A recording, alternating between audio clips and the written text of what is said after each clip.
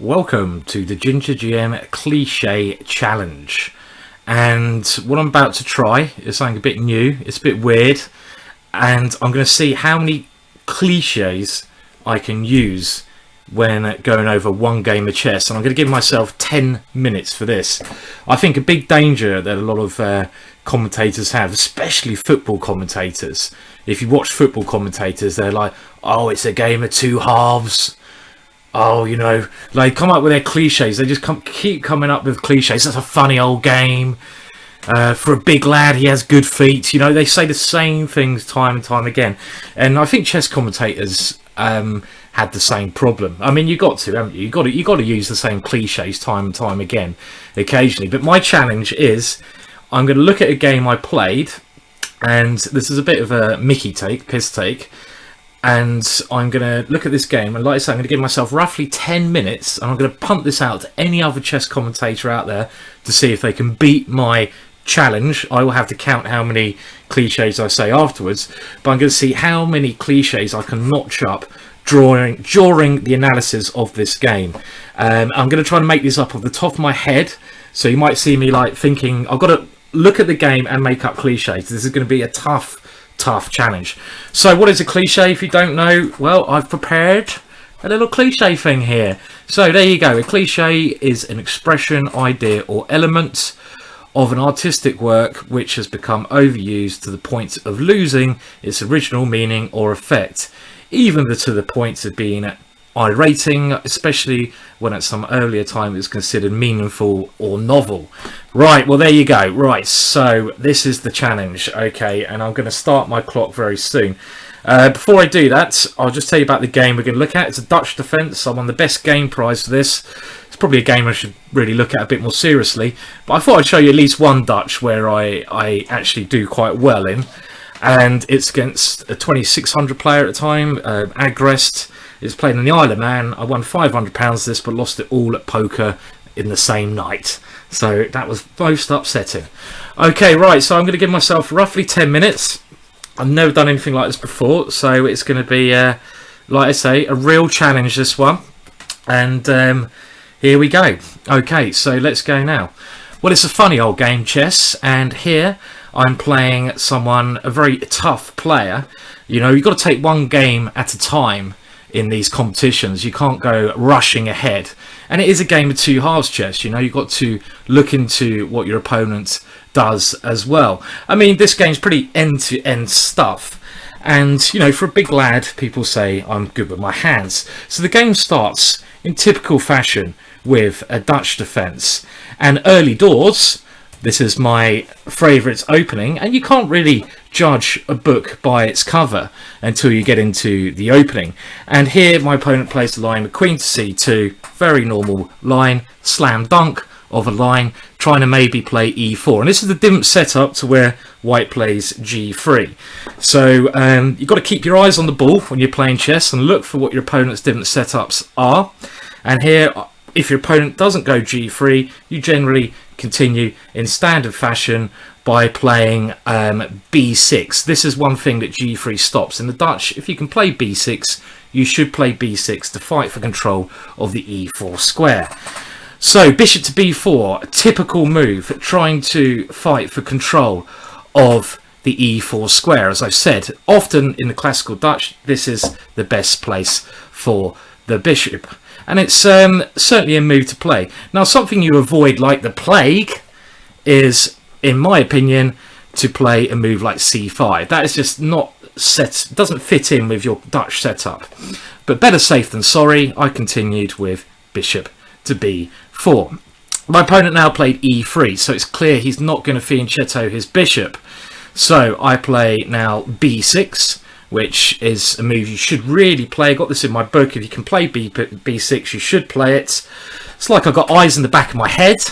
And after B6, my opponent now goes for a solid but safe setup with F3. So he's taken control of the E4 square. He's got a nice, good centre, but my pieces have developed quite harmoniously. And I haven't pulled my punches. You know, you don't pull your punches here.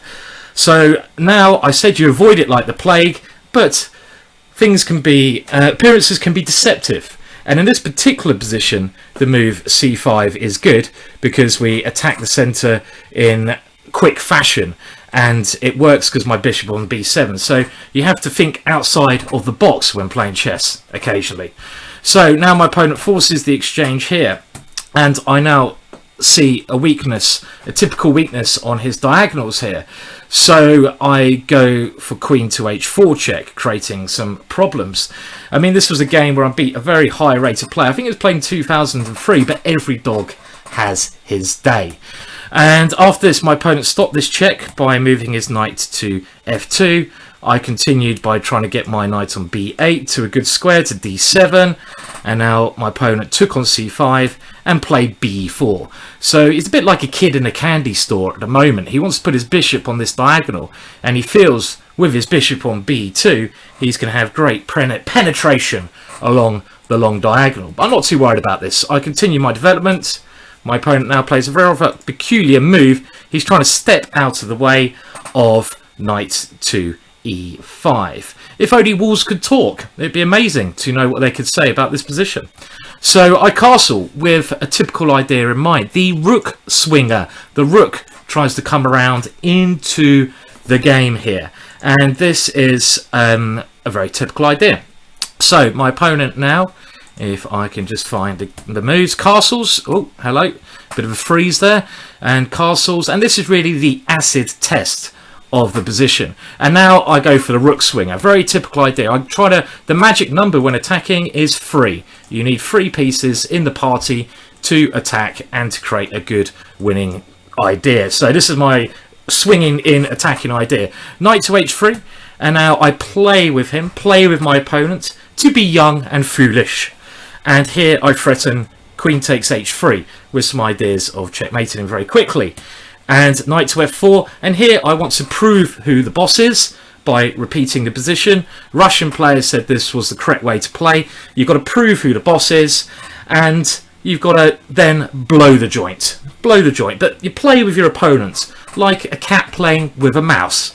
And after I play with my opponent, I now decide to go for the kill.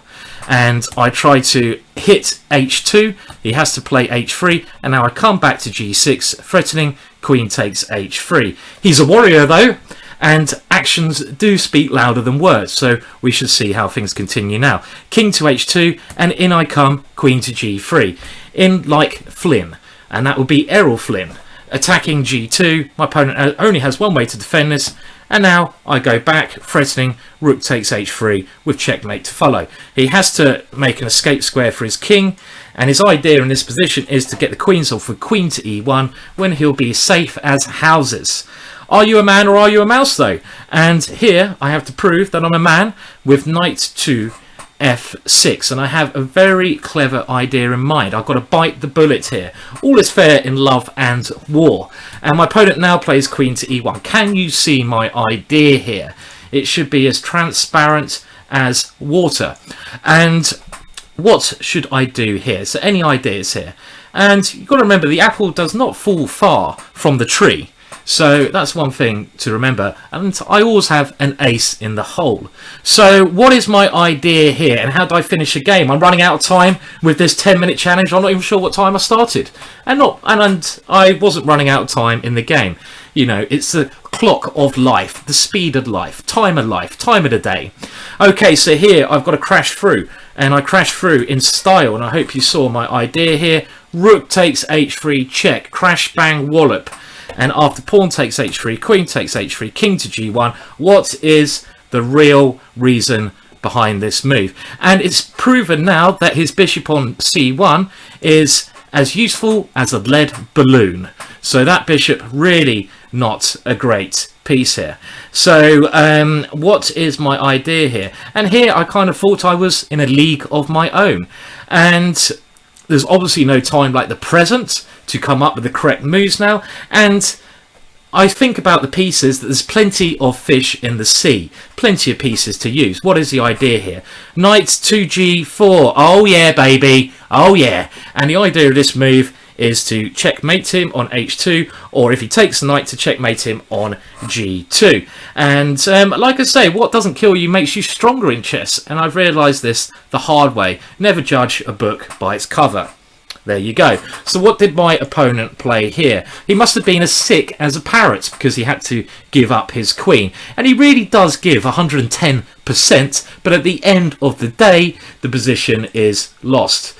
So, as we take move by move and game by game, how did the game finish? Well, here, I simply captured on f2, and after e5, his position crumbles like a house of cards.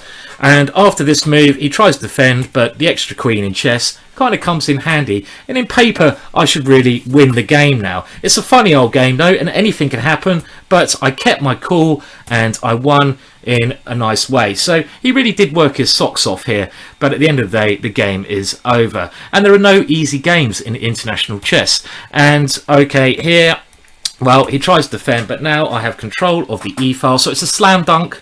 You shouldn't judge a book by its cover. And the finish is now coming up very quickly, and I'm running out of ideas for what I should do. My time's running out, so good timing here. We went rook to e8, rook to c2, better safe than sorry, eyes in the back of the head. Bishop takes f3, a nice little coup de grace, and that's the little end punch at the end. And the idea now is if bishop takes, I've got queen to e1 checkmate. And if he plays king takes, well, what was I going to play here? Queen to e4 check, and I pick up his rook. Like I say, like a kid in a candy store. And I think roughly my 10 minutes is up. Thank you for viewing that really weird game and me doing very weird cliches. That is my cliche challenge. Can anyone beat the amount of cliches? And I came up with there, well, hopefully trying to explain a game of chess. I don't pull my punches, you know, but can anyone beat that? That is my cliche challenge for you. I'm exhausted now, and that was just really rather weird. Thank you for viewing. Please like and share. You might not like this video, but you know, it's a bit different. I won't be doing this every day.